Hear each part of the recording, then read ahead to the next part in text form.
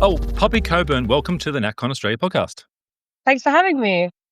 Yeah, no sweat. I've been following you online for some time, and I'm sure others that do find you one of the more interesting commentators on conservative politics and the so-called new right. How did you get into conservative politics initially? I mean, so quite an unconventional route, although I suppose in Mm. the UK, this is actually quite conventional, insofar as I came from a more kind of radical strand of left-wing politics originally. Yeah. um, I would say at university, I was quite heavily involved in environmental protest groups, a lot of the typical youth and rebellion. I had a falling out with some people. I realised I was not on the right track, then switched. And then really ever since graduation, I've been more on a kind of right-wing track ever since then. And I'm Yeah. getting more right-wing by the year. How would you describe your politics at the moment, though? Because is it something familiar that you could place, in a particular historical school, or is it something new? I would say I'm predominantly quite nationalist insofar as, and I don't necessarily mean that in the frightening way. I mean that insofar as I think that my politics probably brings a strand between cultural conservatism, or at least some historical sense of itself, and with the economics being not just doctrinal free market dogma. Not to say that I have many friends who are quite open free marketeers, Thatcherites. I think probably what we need in the UK is something a little bit fresher and a little bit newer, particularly on the political side.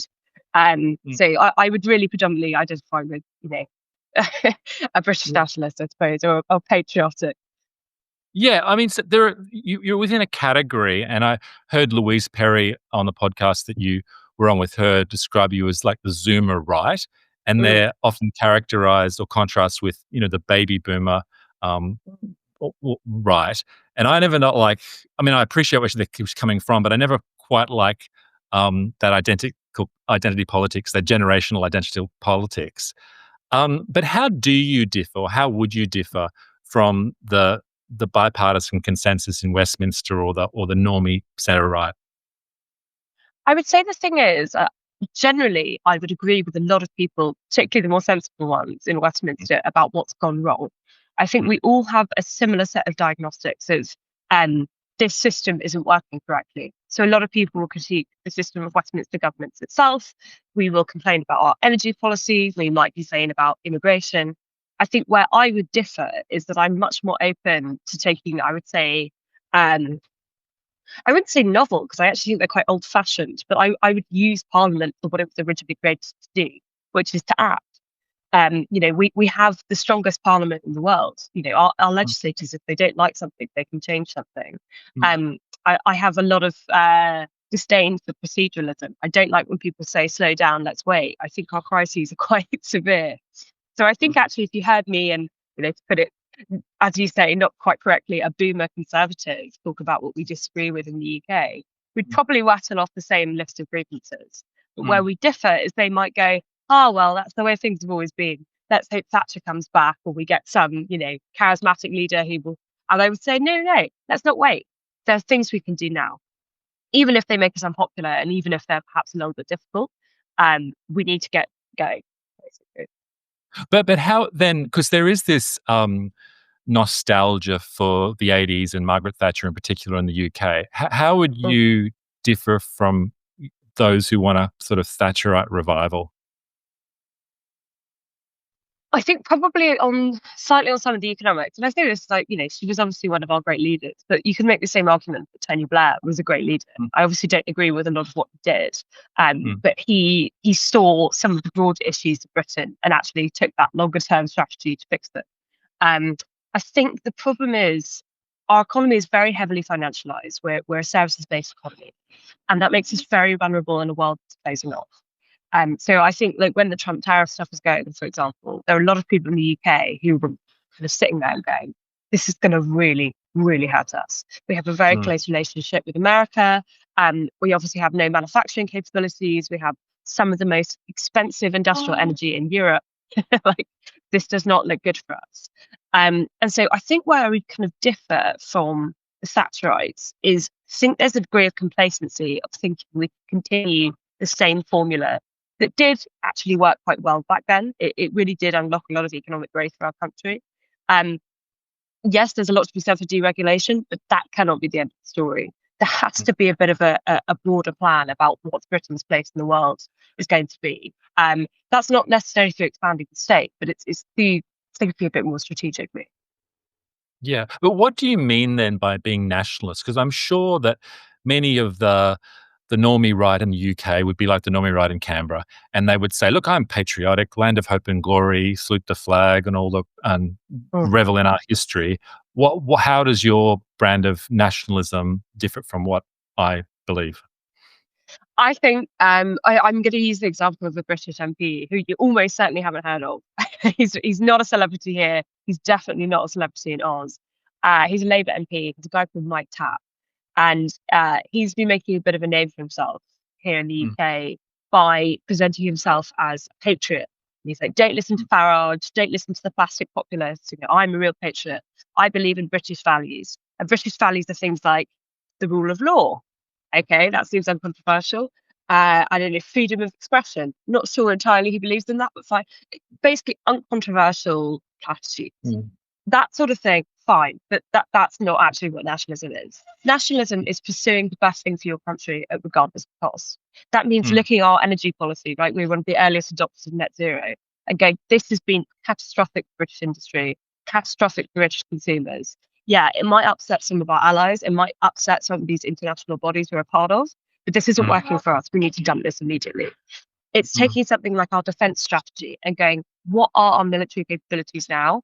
And what do we want them to be? Do we want to get ourselves involved in European conflicts? Can we avoid getting involved in European conflicts?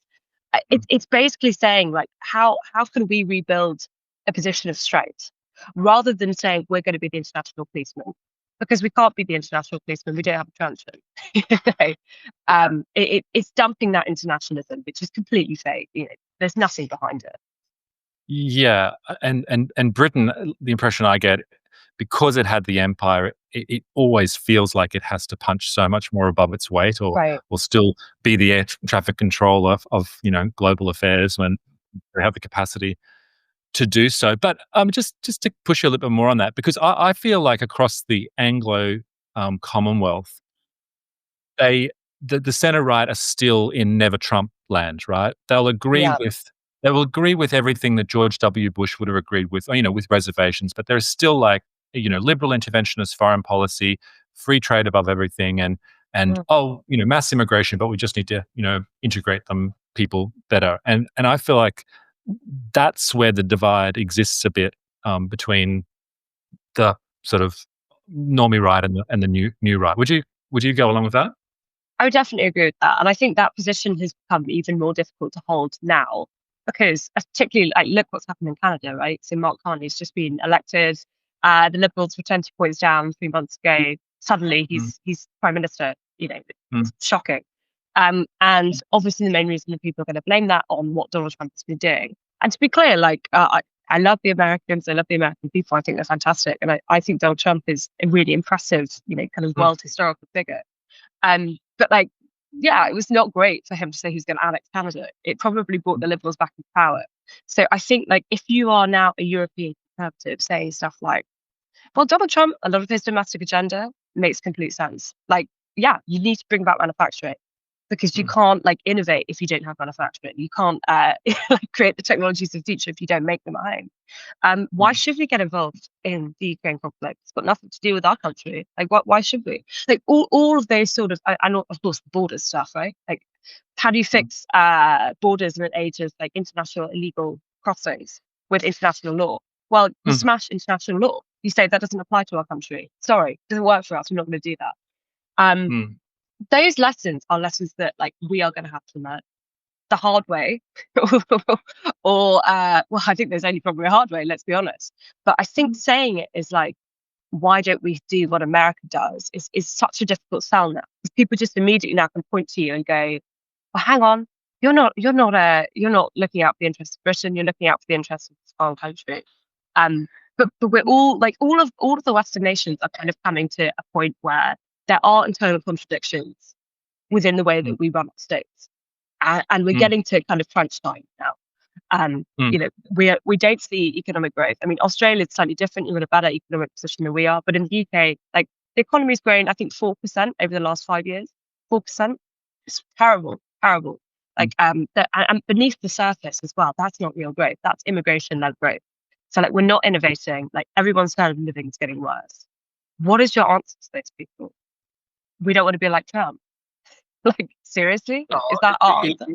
it's very frustrating because he is such a controversial personality, but it's far more. He wouldn't have been successful if it weren't for the policy framework, right? He didn't beat Jeb exclamation mark because he was, more empathetic to reaching out to different groups. He came in with a whole new agenda, and that's why he's been able to get a whole motley bunch of characters to come on board, because it is an intelligible sort of new policy framework, and it just And has not sunk in any of the other Anglo capitals today, with some very rare kind of exceptions. They still hark back to the glorious Thatcher Reagan era, which was great in many ways, but is no longer appropriate for its yeah. time.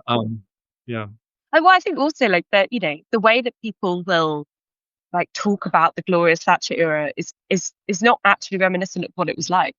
Like, No. I think if we were to apply, historically accurate contemporaneous Thatcherism to the UK now, that would be just as radical as it was in the 1980s. What people actually mean when they say Thatcherism is anything that I like. So it's putting, like, a kind of veneer over, like, kind of wet conservatism. I um, agree. Yeah, it's the libertarianish right try to appropriate Reagan and Thatcher and make them all that they were about. But I suspect those guys, Thatcher had a flinty and a patriotic side to her, right? And so I think she would have looked around today and thought, okay, it's not necessarily free markets which are going to solve all of our ills at yeah. the moment. Yeah. Also, like, she was a woman of her time, right? Because, like, Mm, the problem in the UK at that moment was the power of the unions. It was a kind of corporatist mm, economy. I won't not to go into the weeds of economic history, but, like, that was the issue facing Britain at the time, and mm, she broke that, and, like, that, for better or for worse, we're better off mm. for it. Like, we could have ended up like Portugal, so fine. Like, but now there are other crises that are Yeah. really, really severe, and we need someone who will break it, but, like, in a modern context. Like, what are the big crises in Britain today? I need someone to come in and do that. Yeah, you wrote, which I quite liked in an article for the Critic. The news cycles are still dominated with references to events from 40 years ago. The cultural zeitgeist has remained comfortably stuck somewhere between 1981 and 1997. This is no accident. Our journalists, politicians, and broadcasters reflect an aging population. The best shot at getting yourself a public platform today comes through reworking the state ideologies of the past while refusing to honestly engage with the material problems of now. Yeah, I mean that's Australia just as much as the UK, let me tell you. Yeah. Well, I Yeah. think, again, like, the Anglosphere has the same problems, but just in Mm, different flavors. Like, the yeah. fundamentals are basically the same everywhere. We're all on a slightly different timeline, Mm, but the problems are the same. The problems yeah. are the same. Sometimes you guys move ahead and sometimes you fall behind or do it in different ways. Um, at the moment, it is a little bit interesting on the Conservative side in the UK because some of your leader and your wannabe leaders are saying things that the guys in Australia are not yet saying. For example, Kemi Badenoch coming out with the definitive, groundbreaking statement about what a woman is, which our leaders haven't done here on the Conservative side. And then there's Robert Jenrick and others who make pretty strong T statements on immigration, net zero and mass immigration must end. I think he might have even said that hasn't been adopted here in Australia. Do you think that there is real, like, deep change in the Conservative Party of Britain afoot? That's a difficult one because I think it depends on which faction of the party you're looking at. I would say for the average backbench MP, they have not woken up to the traumatic reality of what happened in 2024, where the party was Mm, utterly and totally smashed in a way that, like, really had not happened before in their history for a very, very long time. It was mm, humiliating defeat at the hands of Labour. Mm. Of course, then the strange thing was that Labour then created in popularity, and we've got our local elections coming out, and they're going to do very badly. So you've got the mainstreams being completely delegitimised, and then you also have the kind of Tory fundamentals. Like, what is the party about? Slow incremental change, the strength of institutions. Slow incremental change is really not what we need. We need people to move fast with great faith, and our institutions are completely captured or utterly incompetent. So they're either malicious or useless. So the party's kind of got a bit of an identity crisis. And then you have someone like Robert Jenrick, who I think probably of the party has done the best job of rebranding himself as this kind of, referring back to Louise Perry, this kind of new right. I'm sure we're on the fifth or fourth concoction of the new right now. He's tried to say things like act in the national self-interest, deal with immigration as if it's the biggest political issue facing us today, which I think arguably it is. He's starting to flirt slightly with new economic ideas, although not enough, really. But he's trying to basically draw a line and say, like, almost, yes, I'm part of the party that was behind a lot of the problems that plagued Britain for the last decade, but I'm not really. I'm almost like an insurgent within. I'm your man on the inside. Whereas Kevin Badenoch has been much more, let's party unity. We need party unity. Party unity is a nightmare when half your party's terrible. Half your party believes stuff completely insane. I mean, why would you want unity with these people? It's one of the reasons why the Tories failed, right?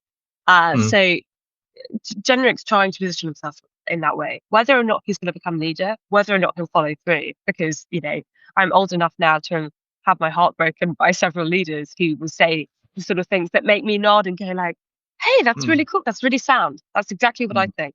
And then they get in and, oh, well, it's much more complicated. Oh, it's much more complicated. I see. But he is someone to watch. He's definitely interesting. He's definitely an interesting politician. Yeah. I mean, speaking of having your heart broken, I mean, Brexit sort of was such a sort of traumatic event for people in the UK, which just didn't have the same effect in Australia. We watched it from a distance, blissfully. And I'm not the first person to say it, but it was just obvious how that event was misinterpreted by the Conservative Party, right? Sort of amateurishly misinterpreted by Boris Johnson and others. They clearly, well, immigration was one, the obvious one, where they thought that this meant you'd be, I don't know, ramp up immigration and that's what a newly independent was about. And they won this dramatic victory, right, where they went a Trump-style victory where they went deep into industrial heartland and won Tony Blair's old seat, and then they fumbled it. How did they not get it, or did they not want to get why they were successful where they were? I would say I'm going to have to use an American example again. I think it's like Trump term 1, where everybody thought it was a fluke, and everyone was like, so like in the UK we had quite a conspiratorial turn where everyone was like, well, they won the referendum, but only slightly. The majority of people in the UK are like don't want radical change. They don't want the thing that they've actually voted for. They're just slightly confused. And so like maybe we don't have to react to it too much. And for the first year after the referendum, it was quite quiet on that front until the kind of pushback came when people realised that there were forces within Westminster that were trying to stop the basically the results of the vote from happening. Right. And that's when it becomes a massive cultural battle. And arguably it tears the Conservative Party apart, right? It really does. I mean, David Cameron obviously resigns. The Europhiles in the party are horrified. They very much move towards the left, or probably more accurately towards the centre, the hard centre. You have Brexiteers within the party who themselves don't agree on a lot. I mean, even during the campaign trail, there are people saying the reason why Brexit's so great is because we can bring in more migrants from outside of the EU. And that's exactly what happens, right? Exactly what happens. I mean, you can look at charts of immigration from before and after we left the European Union, as people in the UK call it, the Boris wave. And EU migration is kind of like the slightly trending down, and non-EU migration is like that, straight up. Yeah. And I think one of the reasons why it was misinterpreted is because Brexit was like an anti-system. Like, I don't like the way things are going. I want more control over my country, and I want immigration to be lower. It's actually a very, very clear message. But people they were looking so far up their own bottoms, as it were. They're trying to read something else. They're like, it can't possibly be that they want lower immigration. It can't possibly be the case. It must have something to do with manufacturing. Maybe it has to do something that they didn't go to university. Would you like me to build a university in Sunderland? Would you like me to build another university in Sunderland? Would you like me to give you some levelling up money? So, no. I want immigration to be lower. Okay, well, we can't do that. and so, like, I mean, I say this is so. I'm glad that we left the European Union. I will never this is a fantastic thing. We can see this now. I don't want to be part of the EU. It's a dying institution. Fine, whatever. I'm glad we've left. That said, as someone on the right who wants immigration to be extremely low, I cannot defend it on the grounds of how it was used. I don't think we saw the benefits of it, which is, again, where the Trump Term 1 analogy comes in.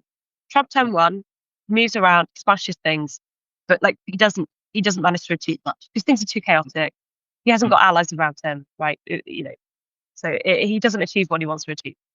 Brexit, same thing. Like, it's confused. By the time it actually happens, we're going to crash out the European Union. Half the country's like driven into. Loads of people are now like, I don't trust any politicians. They're completely outside of the system altogether. And nobody gets what they want. Nobody gets what they want out of that referendum. Nobody actually gets what they want. And so that anger is still there. That anti-system energy is still there, but it's not being funneled anywhere. And Nigel Farage, for all of his redeeming qualities, is probably not going to be the man that gets to really like ride the wave of that anger. Maybe in the short term, but like the frustration and the feeling that like you're kind of ringing an alarm and nobody's listening and nobody's doing what you're telling them to do, and you've told them to do for years and years and years and years, is still there. And I think that's what makes Brexit so seminal in British politics. Like 2016 is the moment where like the establishment were kind of asleep, and then they're like shaken away, and they wanted to go back to sleep again, but that's not going to happen to them. Yeah, I mean, they seem to have sort of interpreted Brexit as a for patriotism and independence, but then they didn't know what to do with that independence, right. and they thought they didn't understand that people actually wanted a nationalist, at least in my view, program which stressed restrictive immigration and a reassessment on trade too. Maybe we'll come to that because I dealt with China for a long period of time, so I've had a long time to think about trade. And in Britain, because you were part of the EU for a long period of time, you actually never had to deal with international trade policy. It was all part of the big the big bloc. After Brexit was finally done, Boris Johnson gave this speech at Greenwich. I'm not sure if you remember that. It was a classic Boris Johnson speech, great little historical allusions and, cute jokes and all the rest of it. The Churchill tribute act. Really, I mean, and it's impressive as an act or for an Oxbridge Union type of speech, but I often think I'm getting a little bit kind of sort of, I always now listen to those speeches with a bit of sort of cynical ear, that's the expression. But anyway, but I don't know, was there any sort of thinking that maybe that's not what the people who voted for Brexit really wanted, this unilateral, let's bring back the late 19th century Britain, turn Britain into Hong Kong or Singapore on the Thames, like Daniel Hannan or some people were saying? Is that really what they wanted? I mean, the funny thing about that is that, so I came back from Singapore a couple of weeks ago. I was actually out there. So I got to live Singapore and Thames in real time. I was like, sorry, like, even if that's what they said they were offering, if that's what Boris said he was offering, we didn't get that either. We didn't get deregulation. I mean, this is the funniest thing. And when I said it pleased nobody, it really pleased nobody. Like, okay, I don't necessarily totally subscribe to this ideology, but let's say I did. Okay, if I'm a free trader, I'm like buccaneering Britain on its own. Free trade policies, we're going to be shaking hands with leaders all over the world. We're going to be slashing regulations, slashing the size of the state. That didn't happen. We've kept all of the EU regulation. I don't have a water bottle in front of me, but you guys don't have this. We have the little cap where you can't. Yeah, that's from the EU. It was one of those internet things that I didn't quite understand. That sort of realised it was silly. But yeah. Every time you try and drink a bottle of water in the UK, it like spills down the side of your face. because the bottle cap doesn't come off properly, so you recycle it. I mean, it's obviously that's a small grievance, but I think it's indicative of wider attitude where like we kind of crashed out. We didn't actually have any good trade deals lined up. We didn't have much to offer on the international scale. And what you have found, and this is something I'm extremely aggrieved about, is the only thing we can offer the world is visas. So we're in the final stages of a trade deal with India. And this trade deal has been battled about since we left the European Union. And, Modi's India is obviously could be a big trading partner. It's a very protectionist economy, frankly. They don't like us. Modi really does not like the United Kingdom. He says things domestically that make that very clear. He doesn't want to give us a big deal, and they're an economic powerhouse, so they don't have this one. And what they do want is more visas for Indian nationals. And so the sticking point in negotiations had been like kind of back and forth. How many visas are we going to give to India? This blew up under the Conservative government because Suella Braverman said in an interview, we don't want to do that. So it blows up. Labour government gets in. All of a sudden, the deal's back on the table. And apparently they've managed to smooth over some of those edges. So, check the news in a month. You can guarantee Britain gives away tens of thousands of visas to India for a trade deal which removes tariffs on Scottish wool. It's completely pointless. Well, this is where Australia is a warning, because we actually did sign a free trade agreement with India, and as part of that, and it was very low profile, there was a labour mobility scheme where there was dual recognition of credentials. That meant, that's what they're after. And so that has resulted in a surge in immigration from the subcontinent. And Australia, that's a little bit new for Australia, because I know the UK sort of, because of the empire, had much deeper ties, and it was just much more familiar with Indian culture in the UK than Australia was, where we were much more kind of focused on China. But that's changed in the last couple of years. Culturally, it has changed in some of the larger cities, in part because of that, in part because of our points-based migration system, which Boris Johnson also thought they had that was great and had to emulate. So this is all these warnings from the future. On trade generally, though, it has been interesting because all the storied types from the UK have been Dan Hannan, Trump's ridiculous tariffs, Sir Neil Ferguson, Trump's ridiculous tariffs, Will Kingston, the Aussie, now on GBNews in the UK. They're all against it. Where do you stand? I mean, where do you? Okay. I mean, I have defended tariffs before, and I'm going to do so again. I think again, the way Trump has gone about it, not the way I would have done it. Hubris is the word, right? To start a trade war with 160 countries is not a good idea. I don't care how rich your country is. That's not smart. Okay. I get what he's trying to do with China. Do I think the time frame is correct? I don't know, but I get what he's trying to do. That said, I understand the desire for certain strategic industries that you need to have tariffs, and you cannot rely on inflows of trade. Probably the good example of that is British Steel. So we had a Chinese-owned, our last domestic steel plant in the UK. It's recently, attempted to shut down. It's now been nationalised. I've been following that. The government's desperately tried to sell it off again. No one wants to buy it. Main reason it's uncompetitive is because of net zero legislation. We've made it basically impossible to make it even slightly profitable. You can't even break even. I mean, you're losing hundreds of millions of pounds a year making it, right? And now, does it make sense to have tariffs in an industry like that when we're saber-rattling over the war in Ukraine? Yeah, probably. If we can't build anything, if we can't build munitions, then that's probably an industry we would like to selectively have tariffs on. I agree that the UK, we're never going to have a big manufacturing base again. It's just geopolitically not possible. We're too small a country.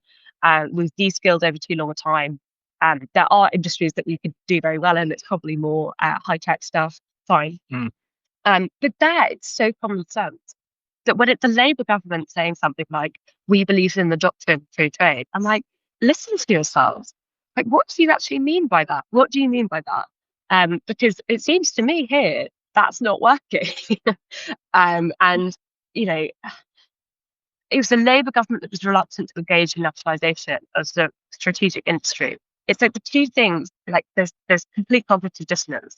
We need to get ready for war. We are going to go to war with Putin's Russia. We're going to put like 10,000 troops down. Okay, well, probably not possible, but we're saying that fine. At the same time, we have no domestic capability of building munitions. We get them all from the US. Oh, and also the US is no longer an ally to the UK, and we hate Trump, and we need to, I don't know, put some kind of sanction on this government. All of those things cannot all be true. You cannot hold all of those thoughts in your head at the same time. Although apparently the UK government is, right? So that's where you get the inertia. You get the lack of movement because everything is inconsistent. Nothing really makes sense. There's no strategy. I just find some of these, big thinkers that they talk in the language of abstractions. Free, and they'll quote Adam Smith to you, chapter and verse. Or they'll quote, David Ricardo, and then you ask them, well, I mean, we recently had the last glass manufacturer in Australia producing window stuff for houses, and I bet if you ask any single person, well, who's their direct competitor?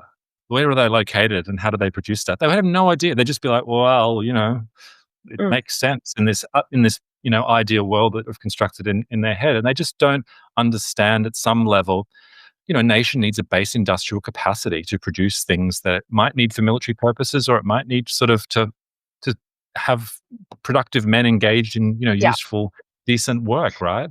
Well, if you think the peace dividend is over, like if you actually think that the age of peace is over, like the post-Cold War consensus where the US is to those of policemen and we all get rich through globalization, that's dead. Yeah. Then you need to respond to that. Like you can disagree that is the case. You can say, no, I still think the US is the hegemon. I think this is like a temporary kind of step back from Trump and maybe we're going to go back to the status quo. Fine. Like you can believe that. That at least kind of makes sense. But you cannot say like the world is about to go to war over like Taiwan, and also at the same time we shouldn't be building munitions.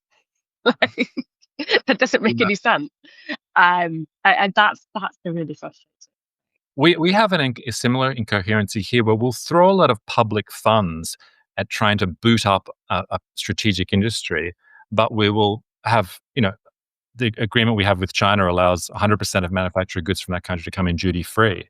So at some point, you bump up against, J.D. Vance had that great line, the worst possible foreign policy for a country to adopt is to go to war with China and for China to make all your stuff. That does not make sense. And yet that is the sort of attitude. There's very butchy talk in Western capitals about China being, Neil Ferguson, I'm sure he'll give you some stirring speech about the axis of ill will or God knows what.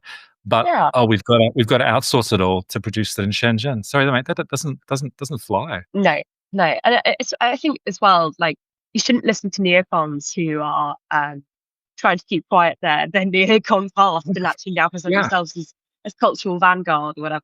I think you could make a really convincing argument that like the UK cannot pull away from the US, at least in the short to medium term. It's just not physically possible. Our economies are too deeply intertwined. Our defense is literally dependent on the US being a friend to us. Like our nuclear deterrent is dependent on US replacement parts. Like Trident does not work without the US. So like you don't get a closer relationship than that. And if the US is moving away from China, then like there's going to have to be some degree of consistency. Otherwise, they're going to slap nasty tariffs on us. We know that. We do know that. I think it's just them thinking like, where is our role in the longer term future? Like, where do we actually want to see ourselves? Because to me, it seems like we should be trying to like hold on to all of the Anglosphere as tightly as possible as like reliable allies, rather than keep going back to Europe, which is like we're a basket case, but they're on fire at this point. Like they're in a really difficult situation. Obviously, we're going to have a lot in common. There's a lot of trade between the UK and Europe. I'm not denying that, but like in terms of like a long-term strategy of where we can pull our advantages, it's got to come from the Anglosphere. And America is going to be a part of that, for better or worse. And if that means we change our position on China, that means we change our position on China. And if we're going to be trading between the Anglosphere, that's fine. But we need to have that in writing. We need to have that like as a clear strategic goal that we're aiming towards. Because what we can't have is say, China, you can't build a big super embassy in London. Also have Rachel Reeves, our Chancellor, flying over to Beijing and going, please, can I have a trade deal? Please, please, please. Like that doesn't make sense. You can't do the same. You can't do it both at the same time. They're not stupid. They're not smarter than we are. Yeah. Where do you?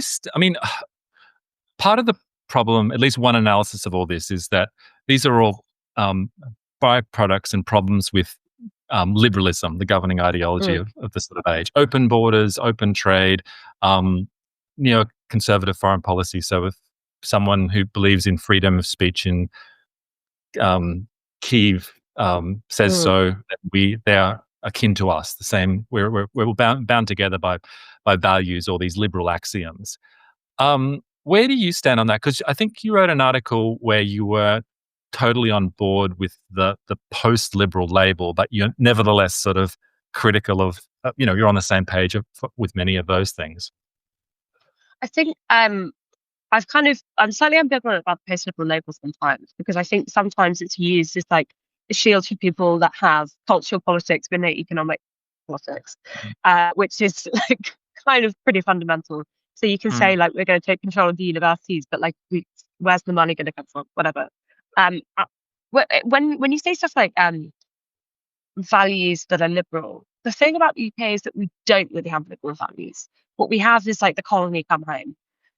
We have a state that is broadly being delegitimized, that knows it's quite deeply unpopular with people, and is reactionary with a capital R, and that like it increasingly fears like the polis to the extent to which it's constantly commissioning like think pieces, like having conversations with the police about the threat of more riots, civil disobedience. It's like trawling through social media for examples of like dissent. It's swivel-eyed, it's paranoid. It does not believe in values of free association or free speech. I mean, literally in law, we do not have free speech or free association, and we haven't for like decades now. So, like, actually, I would rather live in a liberal Britain, like a classically liberal Britain, than the Britain that we have today, which I don't think you can say is liberal. I think you can say it's libertine in some ways, but it's always kind of contradicted with a kind of crushing authoritarian impulse. So perhaps like a good example of this is like, as I said, the social media crackdown. We have constant propagandizing over how the real threat in the UK is online safety. Online safety, we're obsessed with this. People are too mean to MPs. Like, you'd be shocked how much news coverage revolves around mean tweets being sent to like Jess Phillips, the Labour MP. There is no understanding like the anger on the ground of how frustrated people are. Partly because I think politicians don't know how to respond to it, and they're frightened. They're genuinely quite frightened of people now. There's a feeling that like the mainstream, the centre is cracked apart and maybe won't be coming back. Then, as you pointed out, the Ukraine stuff. I mean, the Ukraine stuff is really fascinating, and I'm not going to defend Russia, but they're indefensible. And obviously, the UK has a role to play in defending Ukraine. They've fought extremely valiantly, etc. We've made promises to them. Maybe we shouldn't have made those promises because clearly we can't follow them through. That's by the by. As you've correctly pointed out, saying stuff, trying to apply like kind of imperial notion of like we can be the policemen of Europe when we don't have defence capacity, and when like we don't believe in those values for our own people, is just insane. And that's what JD Vance was getting at, right, at the Munich Security Conference speech. And I understand why Europeans are angry having an American come over and kind of waggle a finger, particularly after Stewart. Like, you guys have been meddling in our politics for a while. But he was completely right. Like, he was like, you guys are weeping over liberal democracy. But like, you don't believe in liberal democracy in the same way we kind of don't. You guys are just as guilty as us. You overturn elections when you don't like the result. You try and ban political parties when you think they're too frightening. Like, your response to whatever you want to call it, the populist wave, or what it actually is people being correctly angry that their material conditions are getting worse and nobody seems to be doing anything to fix it. That's not populism, that's reality. Is to ban things and to run away from democracy and say you don't believe in it anymore. So, like, I'm sorry, I'm not taking lessons in morality from you people. How are you any better than MAGA? How are you any better than MAGA? At least MAGA's got a vision of what they're trying to do at the end of it. I'm not going to say that like MAGA has a load of respect for the rule of law. It clearly doesn't. Neither do we. Neither do we. Yeah. No, it's kind of, it is crazy. I mean, JD Vance ticked them off not just because he said something critical, but because he had a point. Right, It's 100%. it's Yeah, he had. it's It had. yeah. It's always annoying when people tell you something which has a grain of truth through it, because you can fob off stuff which isn't true. But they tried to. I could see why they're annoyed. Um, just to go into a little bit more on this post-liberal stuff, because you guys under David Cameron had a lot of, I had Philip Blonde on the podcast, but there was a lot of sort of rethinking the right at that stage, Mm, with the big society and this sort of woolly communitarianism where you mm, establish these new, civil associations and platoons and all the rest of it. We didn't have any of that in mm. Australia during the time. The political cycle was one thing, but it just never really kind of caught on. How did that work out? Um, I would say, and this is going to be controversial to fake liberals, I think they got a lot of what they wanted, but the outcomes weren't exactly what they expected. So they pretended that they didn't get what they asked for. Insofar as like the UK is a pretty communitarian society. We spend a lot of money, much more than Australia, on the social welfare system. We've had a massive debate over PIP, disability payments, which have shot up after the pandemic. I mean, the pandemic's the best example, right? We shut our country down to protect the broader community. We've been constantly like messages of like Paddington Bear and this guy called Captain Tom. it's terrible. Like totally like cloying sentimentality. And at the front of it, the word community, community, community, community. Every politician uses that word in every single speech from the mainstream. I mean, they've been using it since I was born. And so I think sometimes, yes, you can say these informal little platoon systems, I would like them to come back. But you don't get community without free association. You don't get community without people being allowed to like form groups on their own. When it's the government itself kind of coming down and saying, like, I'm instituting like a false group of people who are going to sit around and talk about how much they loved modern Britain and its values. Like that's not community. But I think they don't realise that like the reason why the UK had these like ancient bonds that were formed between people, had such a strong civil society, is because it also had political liberty and it had freedom. And those two things do actually go hand in hand. And it also and also prosperity. Prosperity creates the conditions for civil society. In the same way, I think philosophy in ancient Greece is created by like improvements in agriculture, which allows people to sit around thinking all day. It helps if you have a world-spanning empire, if you want to join the Village Green Preservation Society, because things are generally ticking on okay. And so my view is you've got to look at the big picture stuff first. You've got to fix the fundamentals first. You've probably got to be a bit mean first as well, and you've got to be honest about your fellow citizens, rather than having quite a woolly, friendly, rose-tinted vision of what Britain is. Because I'm sorry, I think that is the road to madness. Like that is just politicians picking that up and going, that sounds easy, I'm just going to do that again, rather than having to pick up the stuff that's nasty and hard, which they don't want to do. You're really going to have to push them to do that.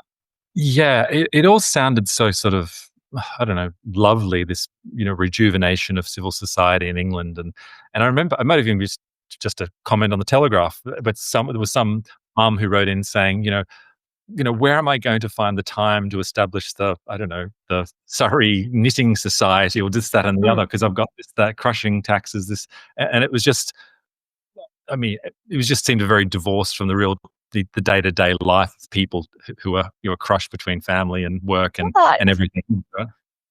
If you want the public sphere to be beautiful and clean and pleasant, then like, I don't know, here's my like rebuttal to post-liberalism. Why are you guys not talking about immigration all the time? Why is that not your number one issue? Social cohesion. Like, how are you going to have community when society is more divided than ever? Like that does not work.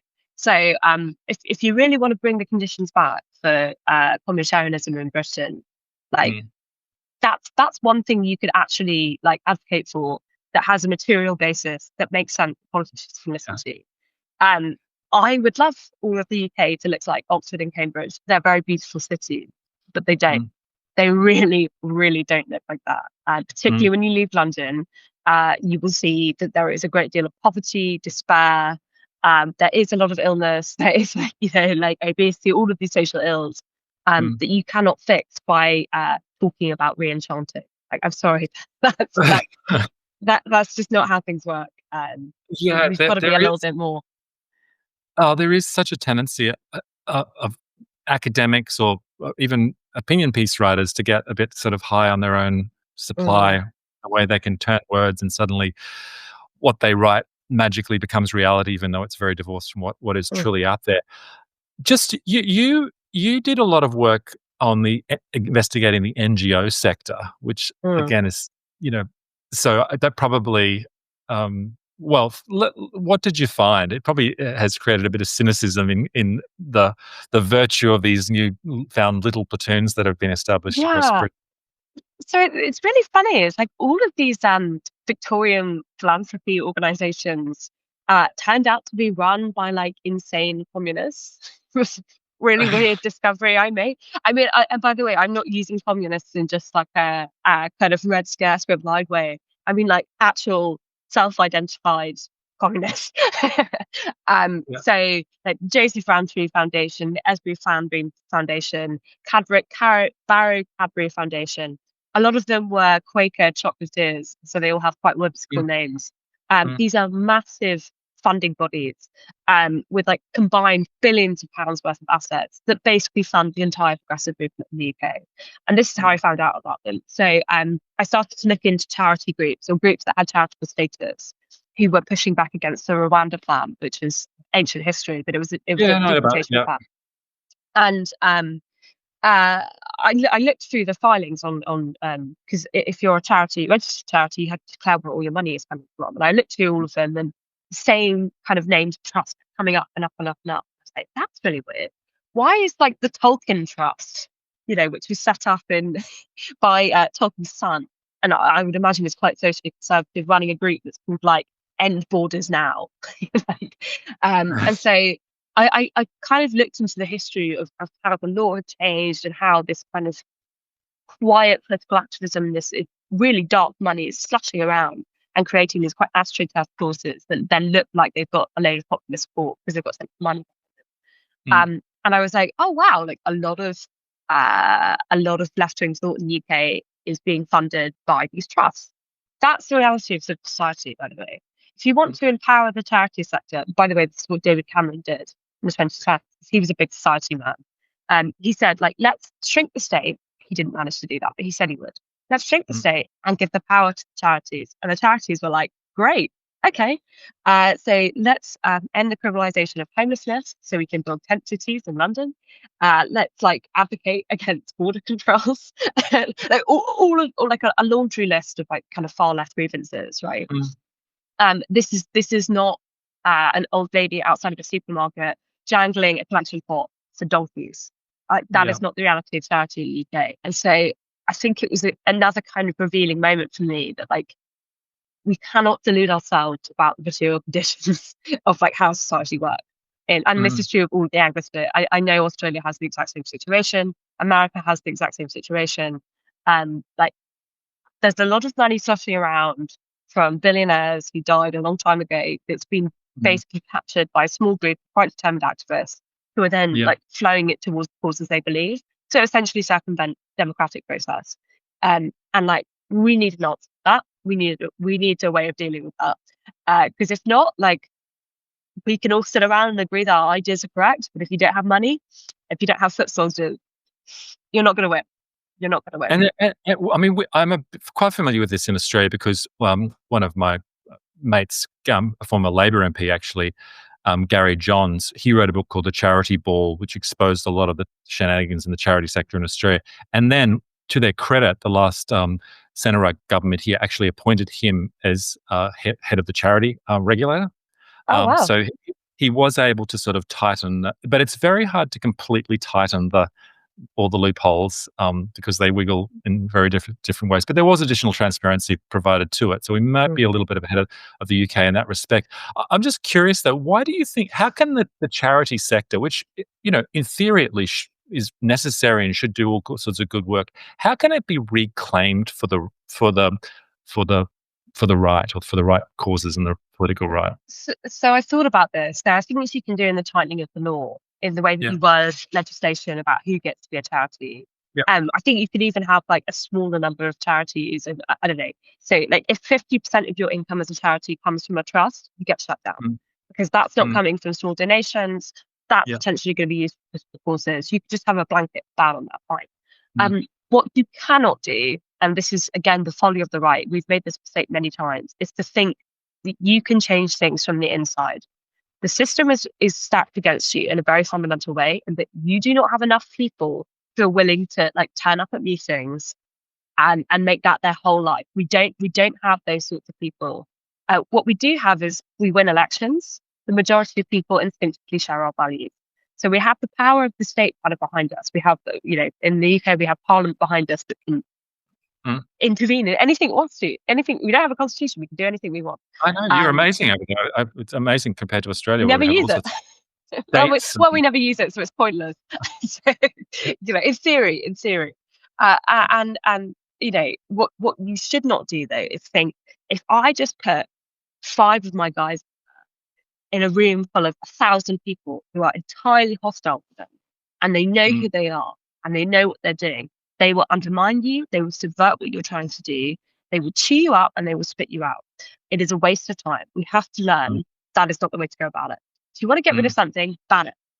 If that's what you want to do, they do it to us all the time. When they get in government, do you think they sit there going, "Oh, I'm not sure if this is the right thing to do"? No, they go, "Don't like it, let's ban it. Get rid of it. Don't like it." We should do the same thing. That's the core problem across the political scene on the right. The liberal right thinks that the ideal is for them to be set up a system where they're the perfect umpire and the rules are clear, and then everyone just plays their own game, rather than the more conservative approach, which is to say we want to create a society in a particular way, which is true to what our ancestors have, and hopefully will be passed on to our future generations. But that's not how liberals think. They don't really care what the future looks like, as long as it's in theory accords with these abstract liberal axioms. And I think that's the big divide, at least in my view.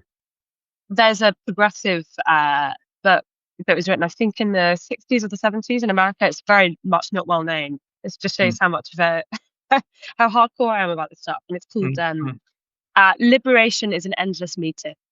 And it's about community organizing and the power of community organizing. And I know that makes you want to fall asleep. It makes me want to fall asleep. I don't want to sit in an endless meeting.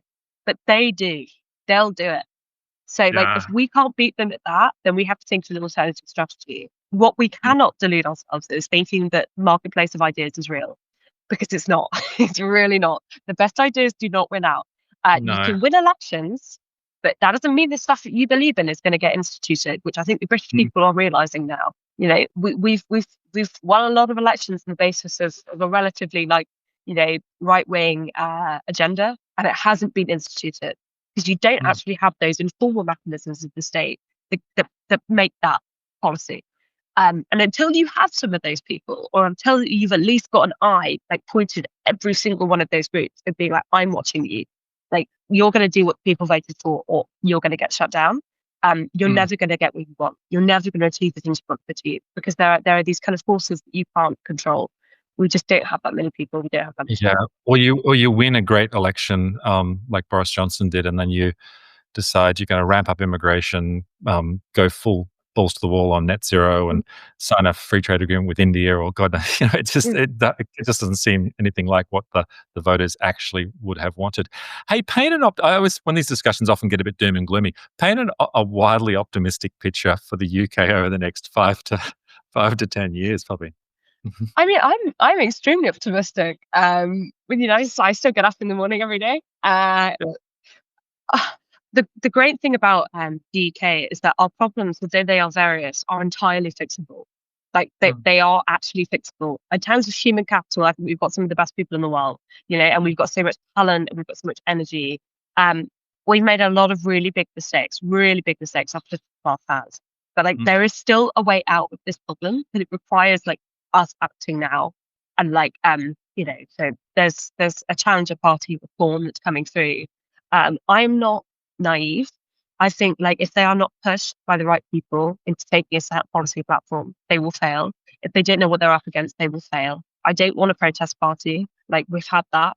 it's failed. Mhm. But like there are opportunities. We've got our next general election in 2029. That seems like a long time away, but it's not. It will come quicker than we think. If we can just have a plan this time, we can just go into it with eyes open and be like, let's not repeat the same mistakes over and over and over again, because we may not have another chance. Like things may actually get really bad after then. It's a lot's achievable. You're not going to get everything you want at once, but like building that foundation, you can still do. I think more and more people now are coming around to my way of ideas. Not that I came up with them, but like the same sort of like radical action is needed, right? People are starting to get fed up. Yeah. And so they will listen more to people who say, let's take this course of action that 5 years ago, 2 years ago would have been utterly like beyond the pale. And so like that gives me a lot of hope. Yeah, I think the good thing about the UK, it is bigger. It has a longer cultural tradition. I also feel like and maybe it's because London is just so big, we're a bit more spread out in Australia, but there are, interesting writers and thinkers who do make a name for themselves internationally. I sometimes cynically think it's because the Americans like to hear a British accent say them rather than a Australian one, which explains Rory Stewart, why he does tours of Australia rather than I'm so sorry.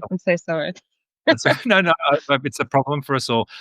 But yeah, that does give me hope, and at least, and hopefully, it's not, the flowering of great thinkers like after a civilization has sort of been, on the way down. I sometimes Fingers think crossed. Yeah. Hey, Poppy, great to chat to you. If people want to find you and your work, and where do they go? So I write at the Telegraph, which is our big conservative paper here in the UK. So I write quite regularly there. I do a newsletter in US politics as well, if you're interested in a Brit take on a former colony. And you can also find me at Twitter at Kafka's Wife. Awesome, mate. Well, great to chat, and look forward to keeping up with you in the future. Thanks for having me. See ya. Bye. Thanks. Bye.